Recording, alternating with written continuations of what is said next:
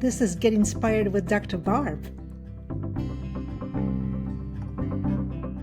Hello, everyone. This is Barbara Vocatus, host of Get Inspired with Dr. Barb, a podcast on education, innovation in education. I interview incredible guests.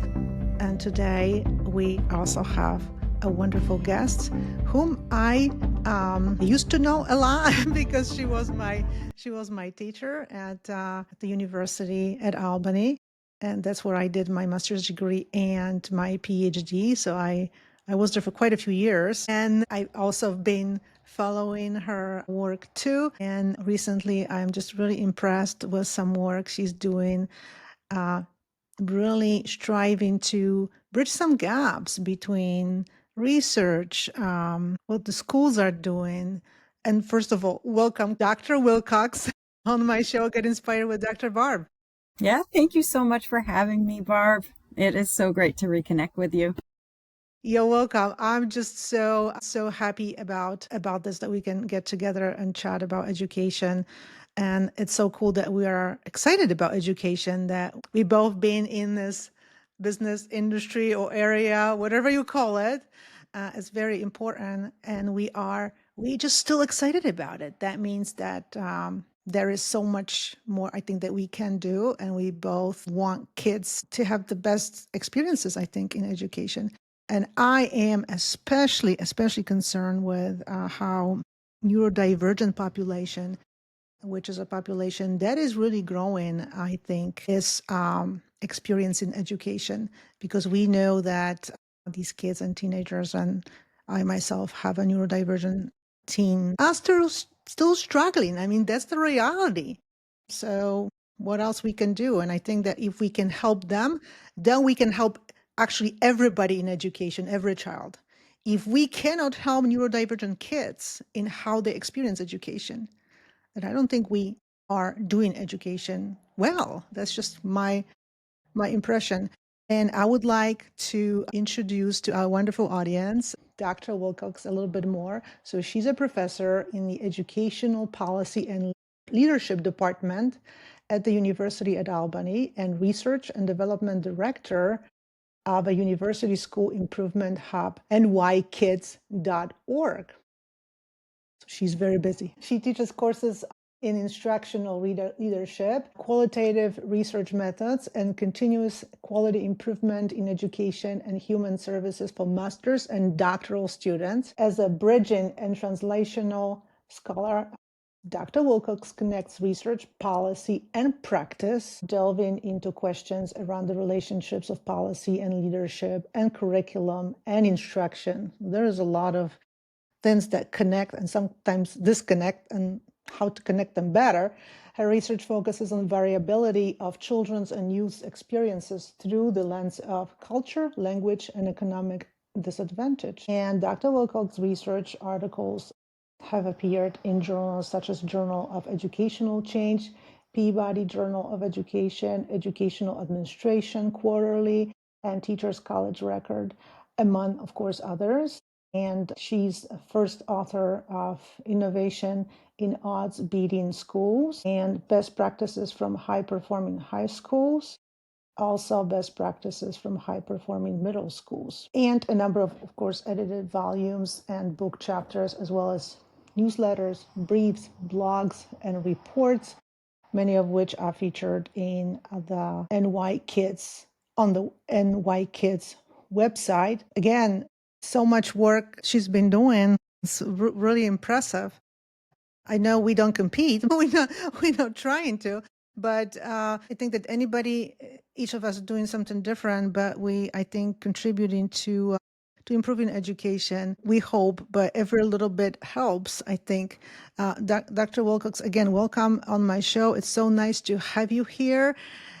And I would like to, for someone who is listening to us, teacher or maybe a parent, administrator, because I would like to talk a little bit about your initiative concerning bridging those gaps, how school works.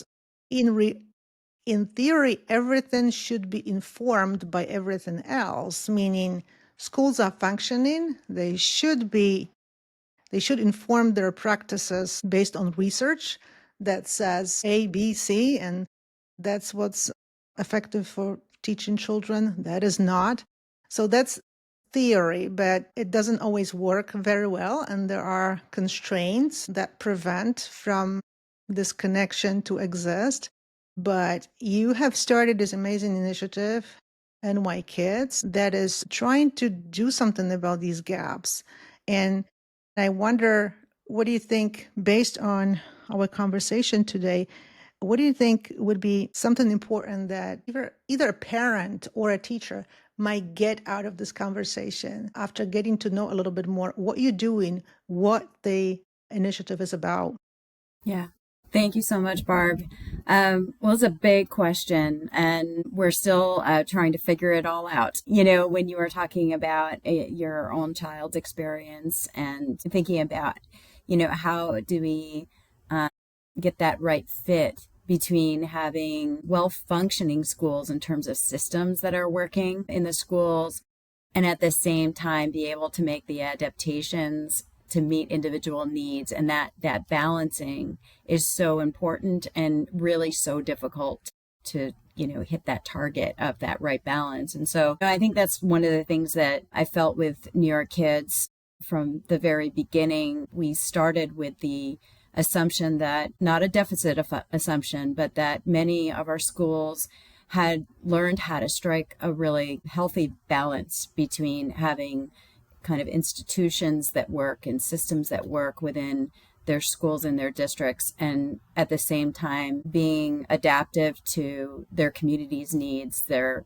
parents' needs, their kids' needs. So, we started doing studies of what we call positive outlier schools back in the 2004-2005 school years.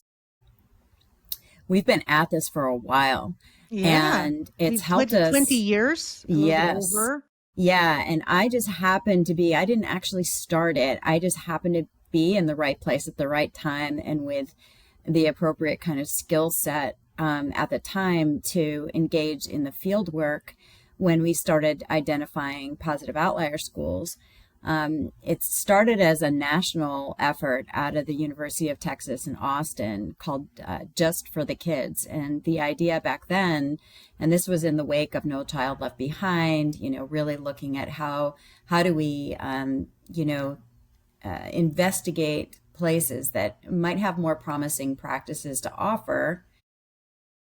Very simple idea. If there are good practices happening in different places, how do we kind of gather those? How do we disseminate information to folks in different communities so that they can use those ideas and spread those ideas? And so way back in the day, we started doing positive outlier school studies. And one of the things at the center of our study design was to look for places that maybe were not the wealthiest communities, maybe not the places where you had the most privilege and where you had a variety of different demographics that we could take a look at. And that's where the term odds baiting came out. We've since moved away from that because it is a bit making assumptions about what's possible. And so now we're calling them positive outlier school.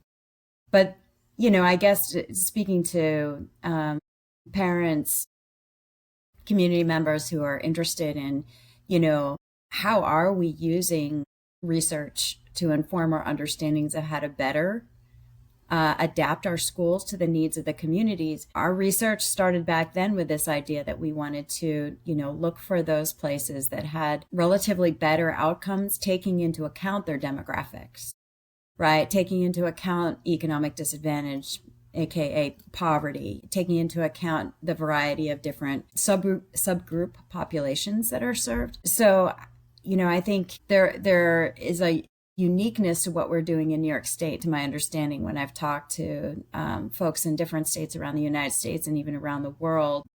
There's a sense of like, wow, everybody should be doing the kind of research that we do at New York Kids. But the interesting part of this too for folks to know is it isn't just about doing the research, finding these promising practices in these communities, serving different demographics. It's also about translating those findings into kind of practical tools and resources for a variety of audiences, including parents, educators, leaders, policymakers, for example. So we really sit in this place where, while the research is at the core of our work, we go that extra step as part of our mission to disseminate and to aid in collaborating with different stakeholders, including parents, in taking up ideas from research to inform changes in their schools.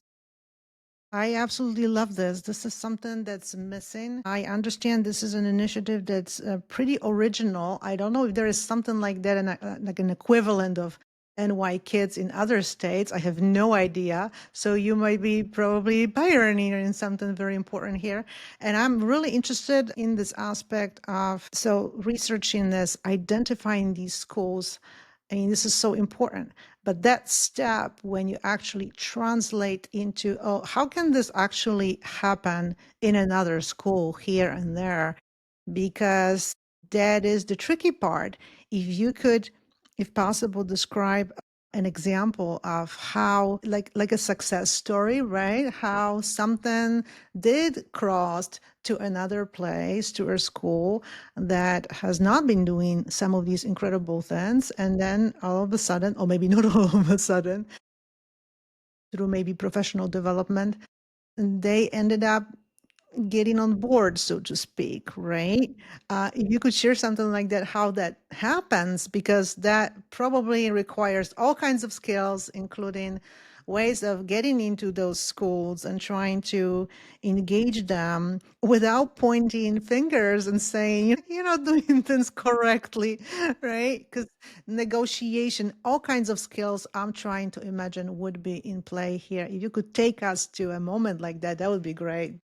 Yeah. Well, it's been a learning experience for me, and I'm still learning so much from colleagues around the country and around the world right now who are engaging in this kind of collaborative space where researchers are working with professional developers or facilitators of professional development alongside sometimes parents and definitely folks who work in the schools, support staff and frontline teachers and leaders. So, I guess I would say that one of the important things is how our research done helps me facilitate this next piece of it, of how to kind of bring it to the fore when we're working with folks in the schools, because we do engage in multiple case study research. So we purposefully design our studies so that we investigate schools in serving different demographics, as I was saying before, and we produce case studies from those that contextualize what's happening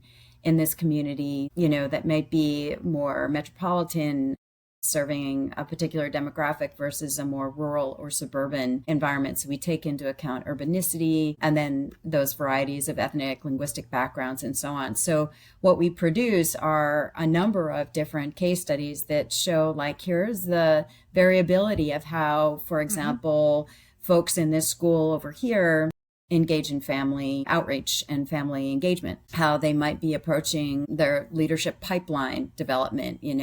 What do you do in a smaller rural communities when you may not have as many folks to, draw from in your pool of applicants into different positions? So there's a variety of different things that you can look at in our case studies. And then when we work directly with school and district teams, I'm working with one right now, and we bring them our cross-case report, and we've developed a kind of system and a process to unpack the research and engage folks in reflection on their own school and district in that process. So when we got to about 5 years into New York Kids research, and we're funded through the state of New York, so that every year I would have a chance to talk with folks over at the Department of Budget, and we were getting pressed a bit to show more impact. It's great you're doing research. Oh, that's nice. But how is this actually being taken up by folks in the field? And that's when our advisory board was super helpful. We sat down with a number of them. We have representatives from the New York State Council of School Superintendents, NISCOS, trainees, the School Administrators Association, the Teachers Union. We also have NISBA, the School Boards Association, Rural Schools Association, Teacher Center, and a number of other advisory board members. And they were so helpful and informative to me because I started from the position of having taught action research. And so I knew about how we might engage in thinking about investigating a problem or a problem of practice in a school, and then how you would break that down and investigate it. But what I needed is that wide variety of stakeholders to inform me, like, how are people going to make sense of that? Where is their entry point into this? And so, taking what they gave me for knowledge about how do people process this information and how can we help them move through using action science, a place from identifying a problem to really identifying, those high leverage priority areas, and then going forward from there to actually think in a very disciplined way about redesigning their system. That's where we started that work about 2010, 2011. We had developed kind of a beta version of what I call the COMPASS tool. And it stands for comparing practices with like these positive outlier schools through our research, and then assessing, the resources, the priorities in the community. So making sure it's very centered on, what the experiences are of people in their context. The next S is selecting levers to improvement. So that's where our promising practices that come out of our studies are offered as a consideration, not as a silver bullet, not as a go do this exact same thing, but here are some ideas for you to chew on, to share with your community, to think about how might we do this kind of thing. And then setting SMART goals, action planning, implementing plans, and then monitoring are the rest of it's actually COMPASS AIM process of continuous improvement.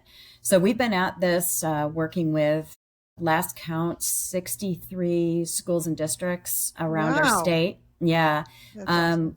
With helping them build school-based teams that have a variety of different voices on them. We always encourage them to consider having parents as they're available, and also a variety of educators. People could include nurses or bus drivers, folks who have multiple touch points on children's experiences. So yeah, so far so good. I mean, we have learned a lot about the things that work well. We've also learned about a lot of challenges. We have turnover in our schools. So we're always dealing with, once you go through a process of kind of getting folks developing teams and using these processes of continuous improvement, people, there's attrition, and then you need to make sure you bring other people in to keep it sustained. So there's a lot of challenges, but it's definitely a worthwhile connection. And I'm very happy to have a fantastic advisory board that keeps me connected and keeps the research real,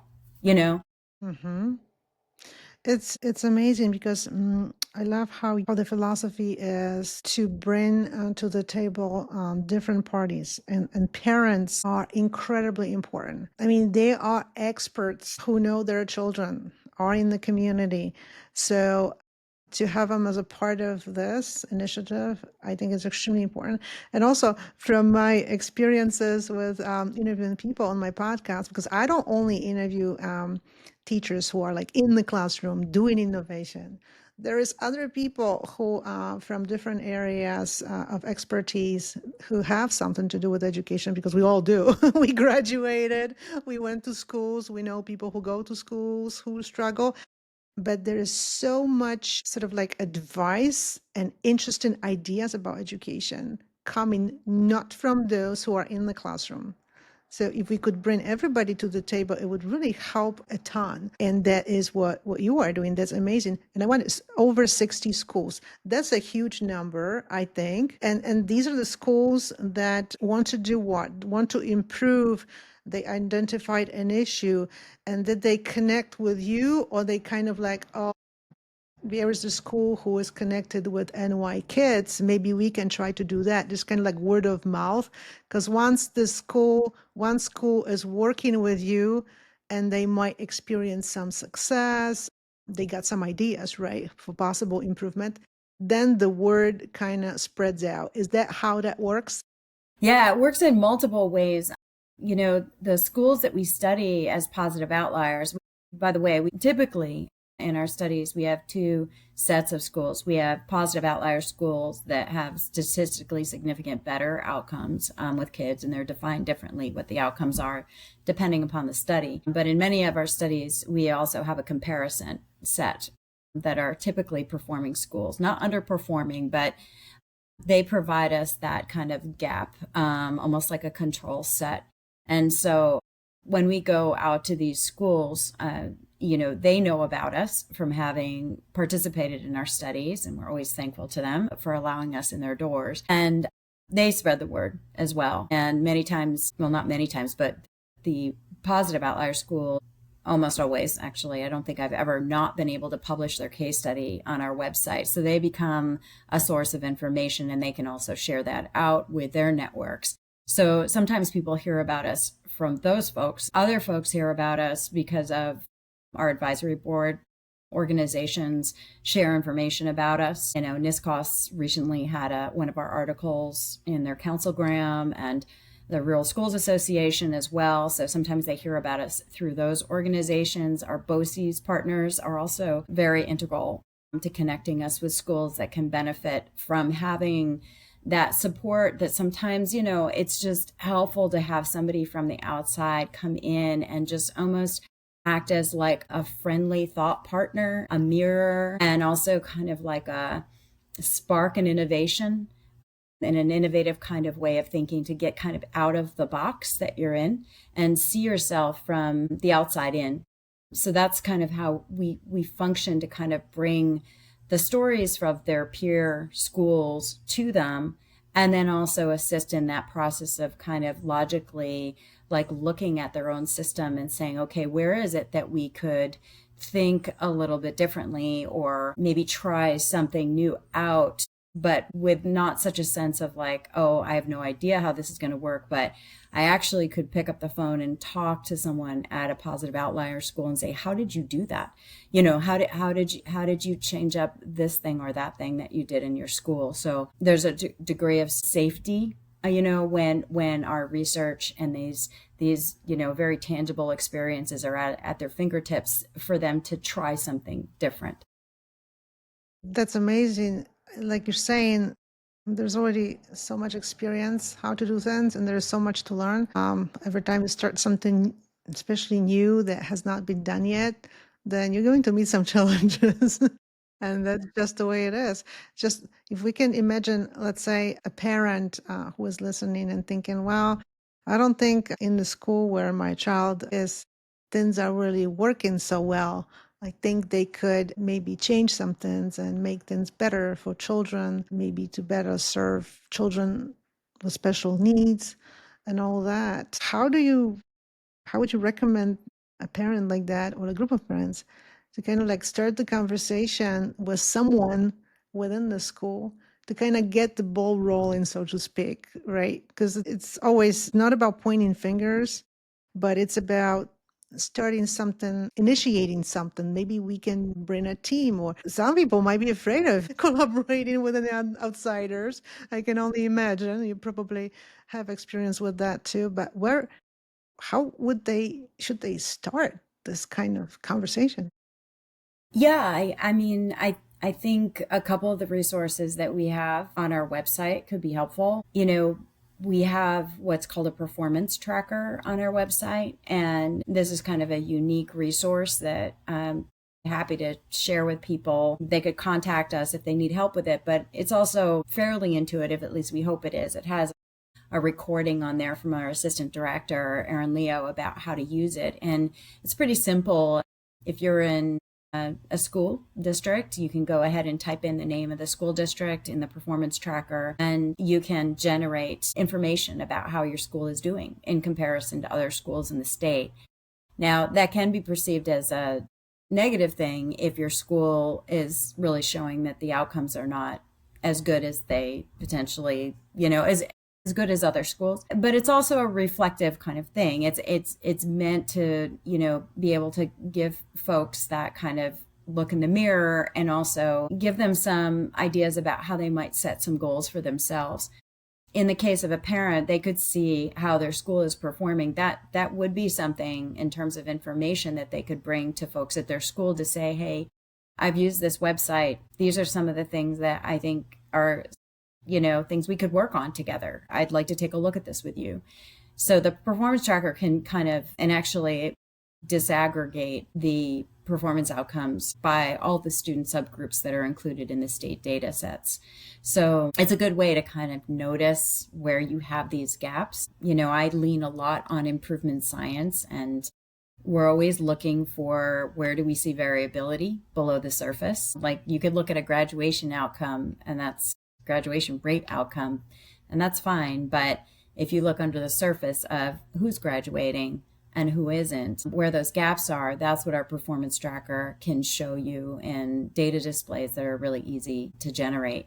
It doesn't take any special training to learn how to use it. So I would say play around with our performance tracker, take a look at it, and bring it to other folks to talk about. And then we're always there to reach out to. If there is an interest in having some support from us, we're happy to have conversations. We're happy to do webinars and work with folks around the state. That's part of our mandate too, is to help, inspire people through the positive outlier research, but also, provide information about how people can use what we have available to kind of better their own schools. That's wonderful. And would any of these resources be useful for someone who's like in a different state?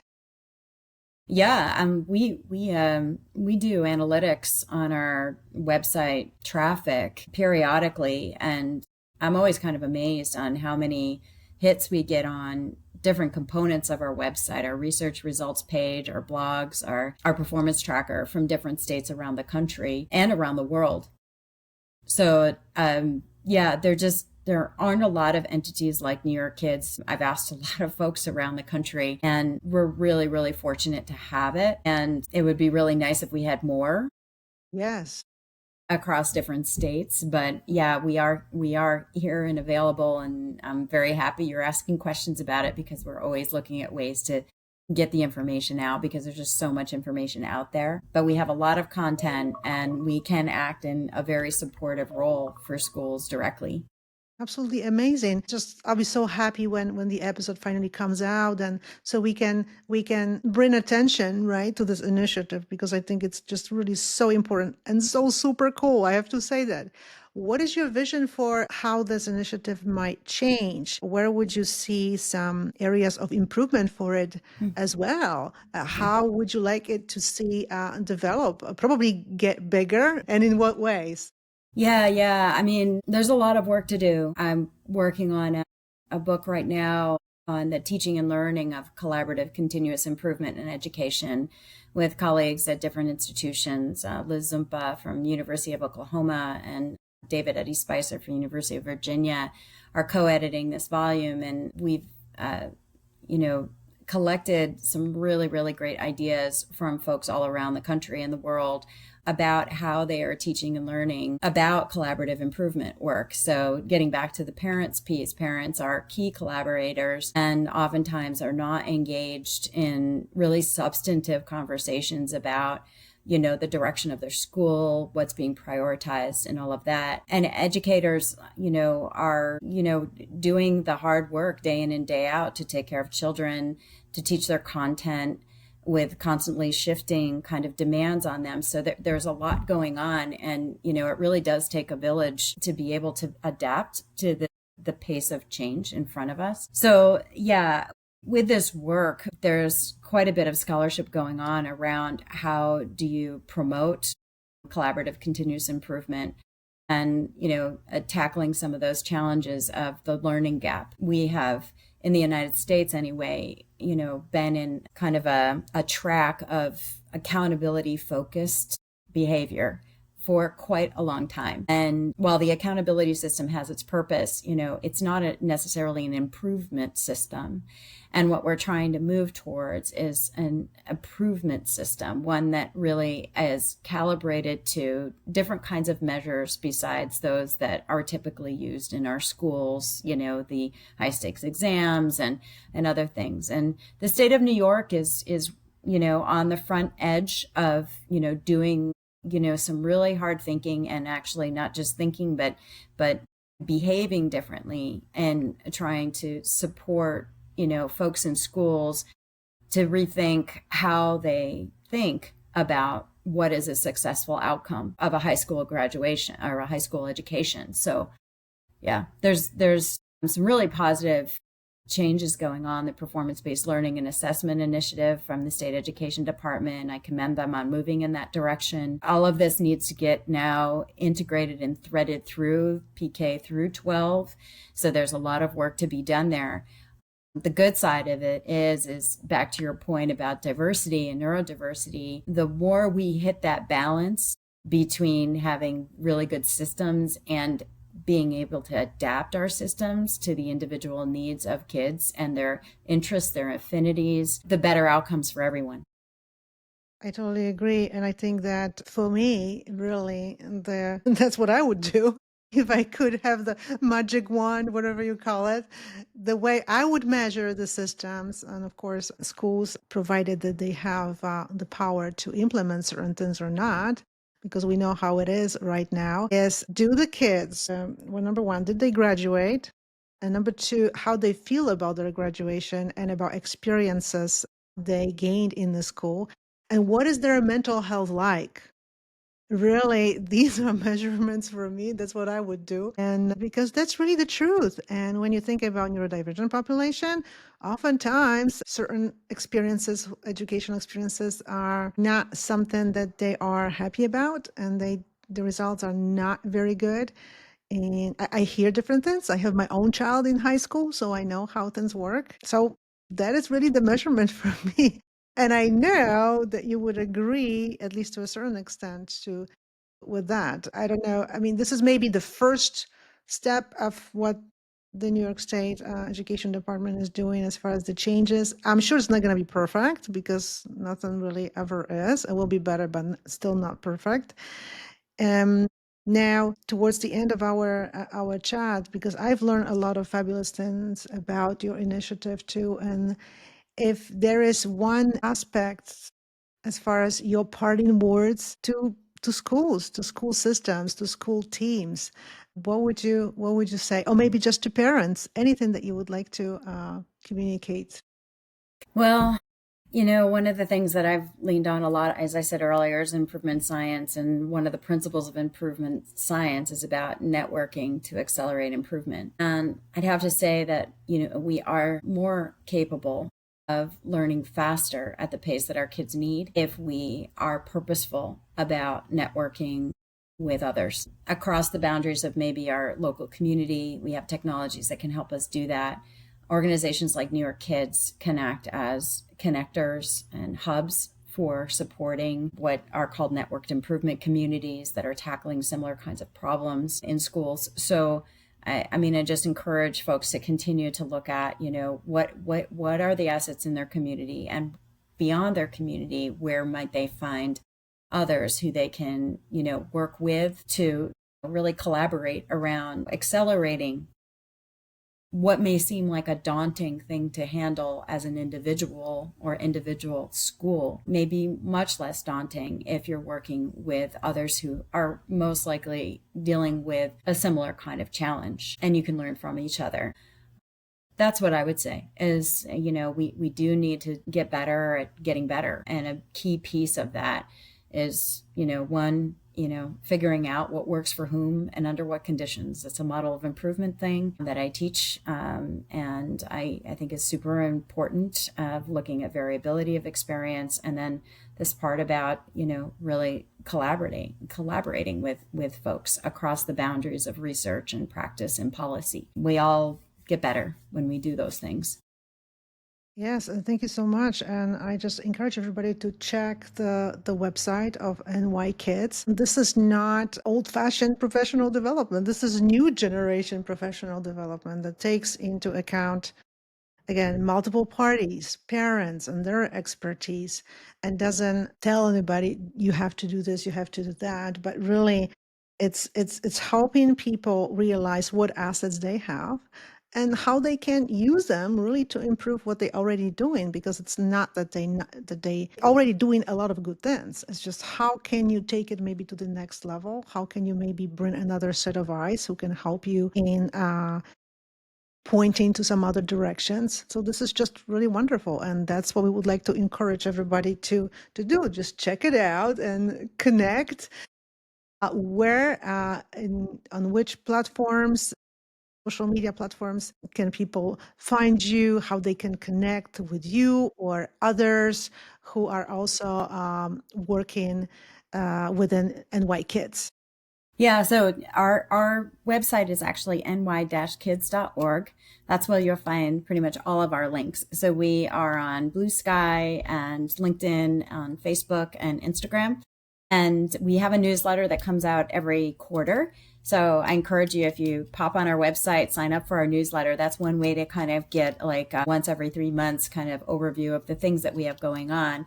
And then just, we have podcasts as well on Spotify. We just started on YouTube, and we're on Apple Podcasts as well. So we've been doing those with a variety of different people. And many of our advisory board members have agreed or have already been on the podcast. So that is great to get their voices on there. So I encourage people to go check that out. It's called the New York Kids Deep Dive. Awesome. The work is expanded, and that's just wonderful. It was such a pleasure to talk to you today, Dr. Wilcox, and we encourage the audience to check those resources. And also, I have to encourage you all to follow Get Inspired with Dr. Barb so you never miss an episode. And thank you so much for everything, and I will see you on social media. Bye-bye, everyone. Thank you.